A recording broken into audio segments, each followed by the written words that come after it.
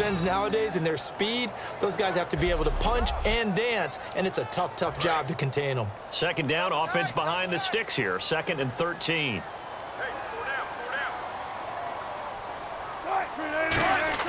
Off the plate, blitz coming, and down he goes. They get to him for a loss of 4, and it brings up 3rd down on the sack. And the O-line will have to do a better job protecting here on 3rd down after that sack. Now, we talk about players blitzing all the time. I often laugh and sometimes call it just straight-ahead pursuit. Well, a running start right back to the backfield for him. Yeah, it really didn't give anybody a chance to get up there and stop him. No, I mean, that's really, really difficult. You're asking a whole lot anyway, but when he gets that kind of a start and comes through clean, oftentimes the advantage definitely goes to the defensive player.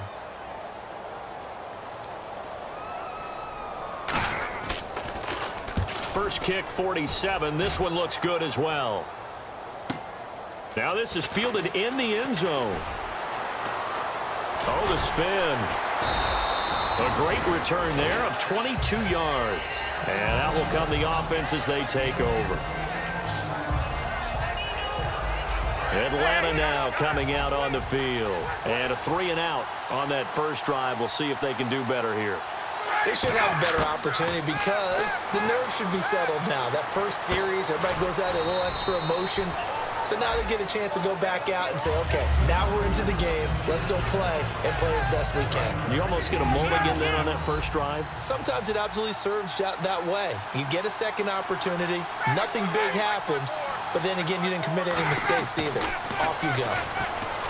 Now it's Ryan. Flushed out right. Now he'll let it go deep. Oh, wide open. Complete. And he takes it all the way down to the 28-yard line. These guys told us, these guys being the coaches, they wanted to really stretch the field, get the ball down deep. They were able to do that here.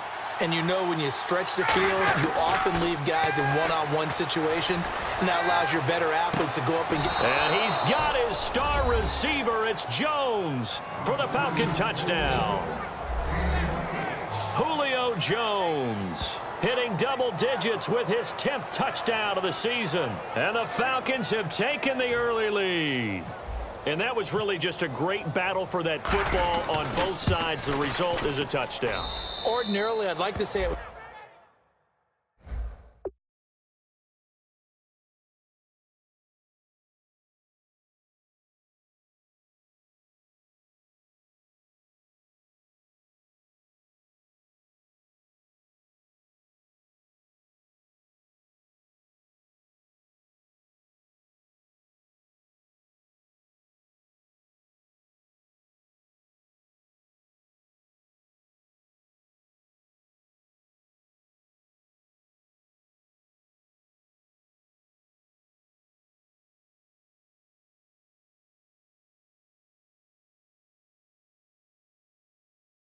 It's a win-win, but it really wasn't because the defender, while he was there with excellent coverage, he didn't get the benefit, did he? But he's not going to get chewed up in film session, will No, he? he was right there. They'll tell him, okay, of course you need to knock the ball away, but they won't be too upset with him. He did his job for the most part.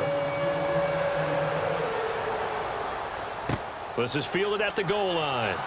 Oh, spinning away. And he'll be taken down just past the 20 at about the 21-yard line. The Seattle now ready to march out of the field. And they'll be looking to avoid what happened last time, which is punting the football.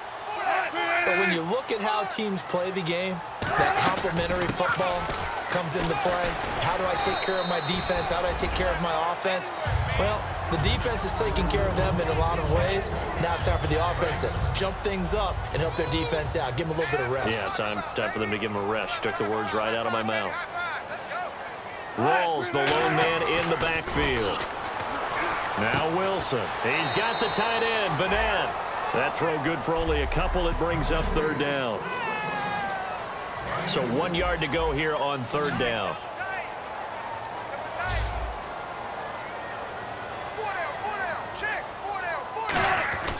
On 3rd and 1, Wilson. Open man, it's Vanette. And he gets it to the 34. Good enough for the first. Would it be safe to say that as precise as routes are supposed to be run in the NFL, maybe they're not quite as precise in college ball? That's accurate, yeah. And I think we saw a college route in the NFL there. Just find the soft spot, find the dead zone, and find the first down. And that's what he just did. Call it a gain of 3, and it'll bring up a second down. Completed pass play. Now let's see if they go back to the air or to the ground.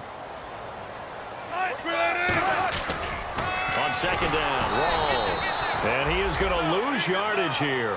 It's a loss of 2, now third down. And there it was right in front of us. Today's NFL, these guys nowadays, they don't just eat up space. They try and get upfield and make plays in the backfield. Here's Wilson. And this is going to be incomplete. Let's go ahead and try and get into the body and the mind of the linebackers. Yeah, I know they're bigger and stronger than I ever was, but in this situation, they understood what was going on as much as the offensive guys, because the offensive guys always taught find the first down sticks and make the play. Well, on defense, what do you want to do? Guard the first down line. Make sure they don't get there and tackle them in front. They were able to drop in their zone coverage, figure out where the first down line was, and end up making the play, swatting it away so they couldn't get the completion.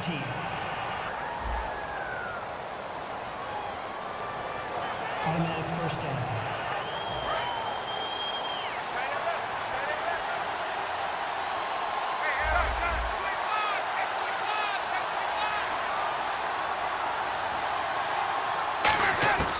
On 1st and 10, it's Ryan.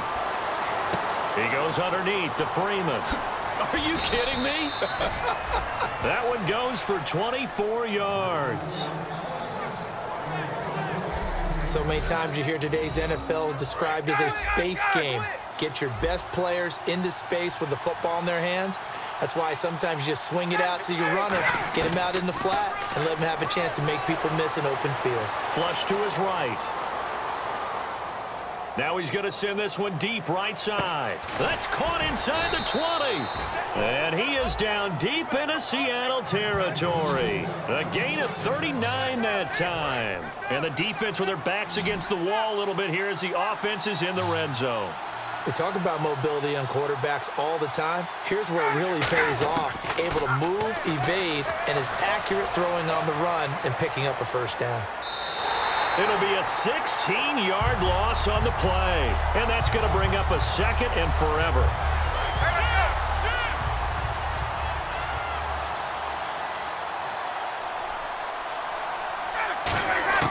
Now Ryan on second down. Escaping the pressure right. Swings it out to the flat for Freeman.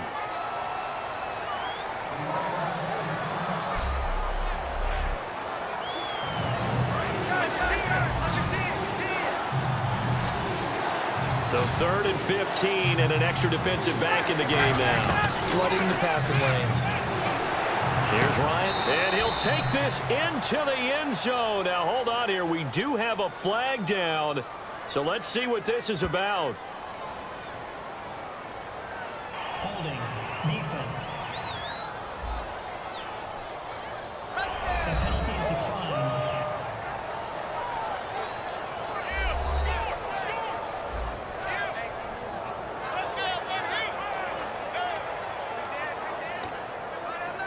So let's try this again as they come to the line to go for 2. They'll run it now out of the gun. And he's going to be hit and taken down in the backfield. Just nowhere to run that time. And the try for 2 is snuffed out. Well, not content with the first quarter lead, I guess. They're going to go onside kick. And the Seahawks looks like they've recovered. They have. So an onside kick fail in the first quarter. Not sure I completely see the logic there. It's not apparent, is it? You almost have to go deeper, I think, and maybe if we try and work along with them and speculate a little bit here, they must feel like they need to steal possessions in this game, and maybe they don't match up possession for possession with the opposite team. They got to steal it and try and gain an advantage, and they tried. They just didn't get it done. A loss of a full 3 yards, and now it's second down. Defense in a good spot. Let's see how the offense responds with a 2nd and 13 now. Well, on that play, the expression, don't blink, you might miss something, certainly applied. That was fast. Defense diagnosed the play, and it was over in a heartbeat. Encroachment, defense.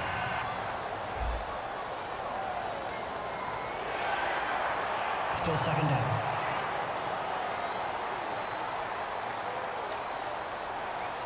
So 2nd and 8 here after the penalty.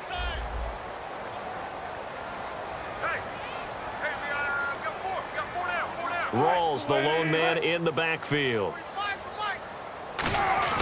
He's going to get the football. And this time not as successful as he'll get back to the line of scrimmage and no more. They'll lose a yard, and it brings up 3rd. And on 3rd down, a nickel formation here defensively. Alongside my broadcast partner, Charles Davis, Brandon Gaudin hits the Seahawks with a football to begin quarter number 2. They're staring up at a 3rd and 9 to start it out. On 3rd down, Wilson. Nowhere to escape, and he goes down. Grady Jarrett in there to drop him for a 6-yard loss, and that'll lead to a 4th down.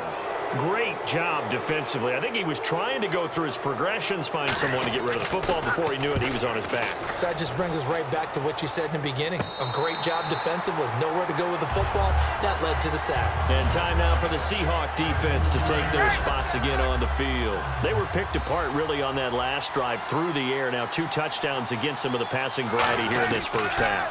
And momentum totally going against them right now. One way to shift it, a big sack, or some sort of a takeaway. They've got to find a way to get back in balance in this game because right now they're under siege. Yeah, they're a little bit shaken. So the defense blitzed. A nice job picking that up, completing the pass. And how in sync was the quarterback in his center on that play? They saw the blitz, made the appropriate calls, got the line engaged because now they know there are going to be extra guys coming at the quarterback, so they got their assignments down pat and kept them away from him, and he's able to step up in the pocket and fire one now for a really good strike.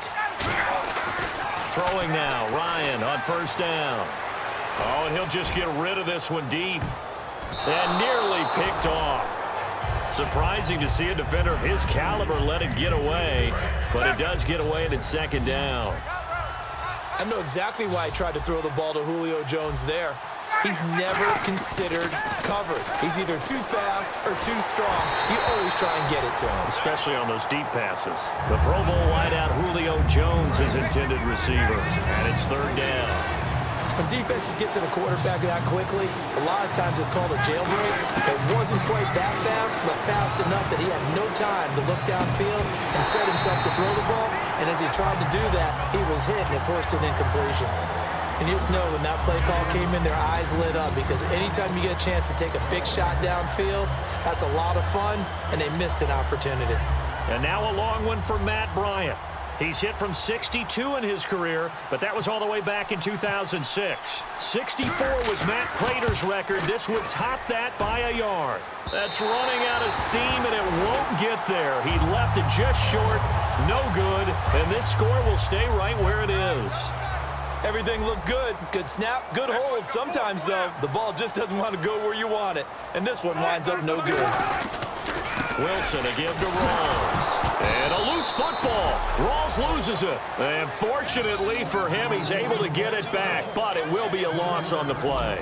Wow, that ball gets knocked free, but a teammate comes along and scoops it up. It's almost like baseball. Guys at bat, people are on base in scoring position. One guy doesn't get him home. The next guy comes through and picks him up. And avoids the turnover. They push him back 8 yards that time on 2nd down. Okay, you know my bias is about to come out here. A lot of people think that the offense is just moving in the wrong direction.